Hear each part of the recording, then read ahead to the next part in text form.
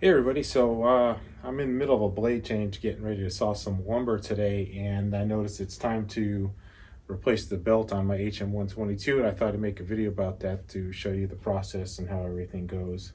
Stick around, we'll get started.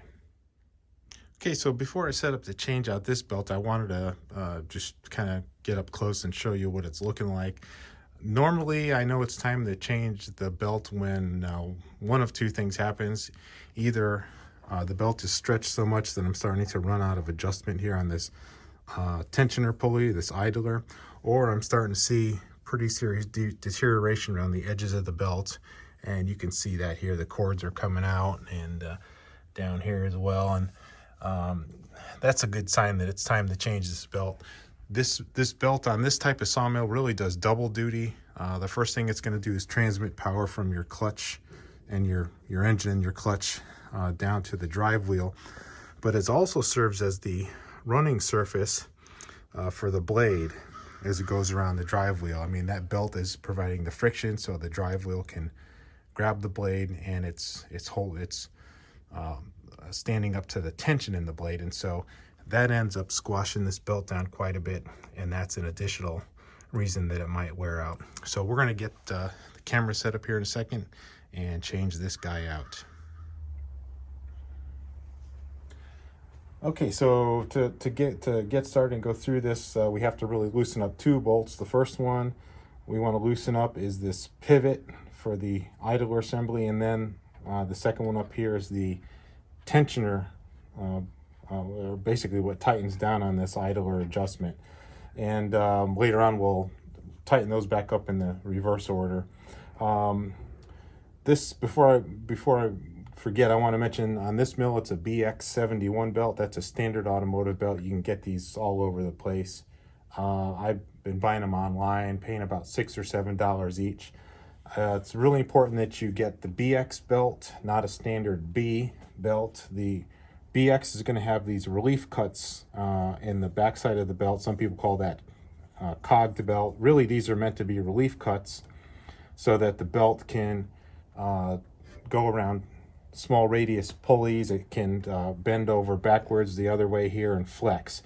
If you try to use a standard B belt in this situation, it's really going to heat up and it's going to wear out and it's going to deteriorate much faster. So make sure you get a BX belt that has these reliefs on the back side of the belt.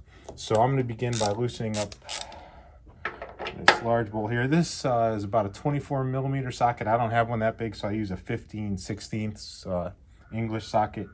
It fits pretty good. And I've got a wrench back here on the back side. Okay, so that's loose. And then I'll loosen up this guy here. This is takes a 13 millimeter socket. And there we go. So at this point we can now pivot this. I'll take a little more off there.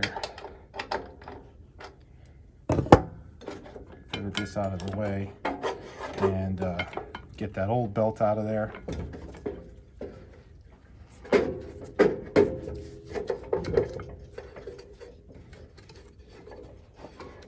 It's definitely in rough shape. It's done its job for a long time. So I'll get my new belt. Same belt, BX71, and I'm going to start by feeding this around the drive wheel. That's the big guy. Get that on. And we want to come around the idler and the clutch, and I'll finish tucking it in over here.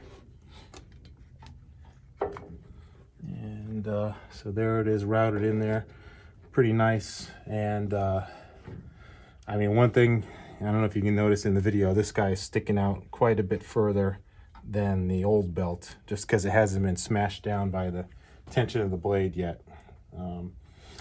So now we can go ahead and tension this back up using the idler.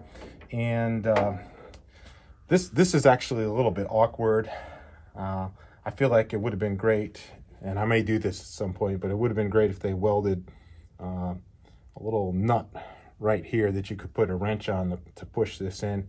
But in lieu of that, the easiest thing I found is to come around the other side of the mill and push on this until you get this thing snugged up.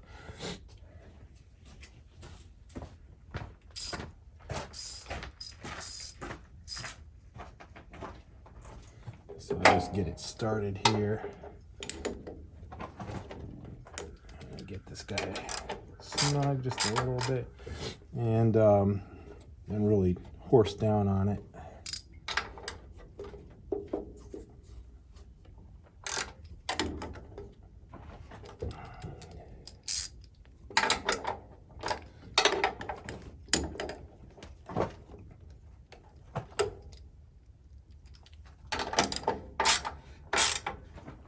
Okay, and what you want to check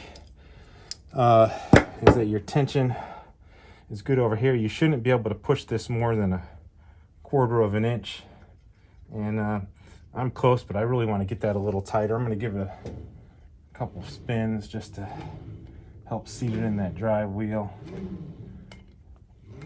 And then let's see if I can snug this up a little bit tighter.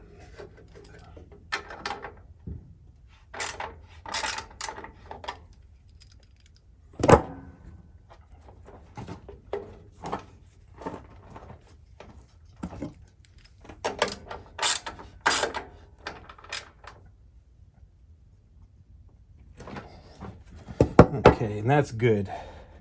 That's just about where we want it. This is going to stretch quite a bit, so you know I'm gonna saw a log, but I'll check on this again at the end of the day because I'm sure it'll need to be snugged up one more time just from some initial stretch. So I've got that snugged up.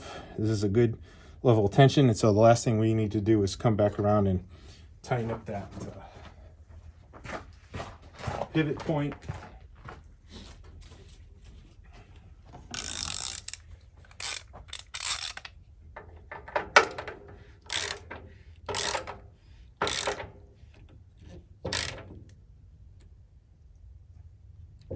Should be good. My wrench back down here. Okay, so that's nice and snug. This is in real good condition now. I probably got at least 30-40 hours out of that other belt. So these will last a while, but they, again, because you know the transmitting power and they're the running surface for the blade as it goes around here, these take more loads than typical belt's gonna see in like a automotive type use, so they will deteriorate faster than normal. So at this point, I'm ready to put my blade back on and go from there. So I'll pause for a second and then come back and put the blade on. All right, so I got my new blade. A couple things to remember before you put a new blade on. First of all, wipe the blade down, because usually when they're packed, they have oil or grease or wax or something put on them to protect the metal. So you want to wipe that down as best you can so you don't have any problems with the blade or the belt slipping or causing a tracking issue on the follower wheel. I take the time to clean the belt as good as I can on the follower wheel, make sure there's no gunk or sap or anything on that. And then I loosen the tensioner up and push the follower over so that it's as far as it can go. It's basically touching here, and that'll give me plenty of room to work to get this blade on, because these things are wicked sharp and you don't want to be fiddling around if you don't have to. So should be ready to put this on, and there's really no trick to this. Just be careful because they're very sharp. So we'll get it around the drive wheel and start it in the guide on that side, and then bring it over here into the guide on this side and around the follower wheel, and that's pretty much it. Get that guy out of the way for now.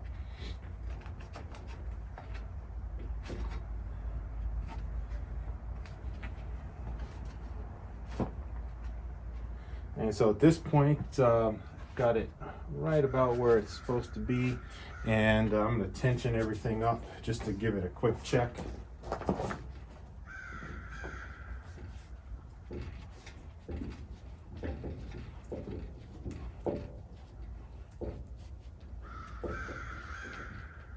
And let's see, give it a spin here, make sure everything's doing good.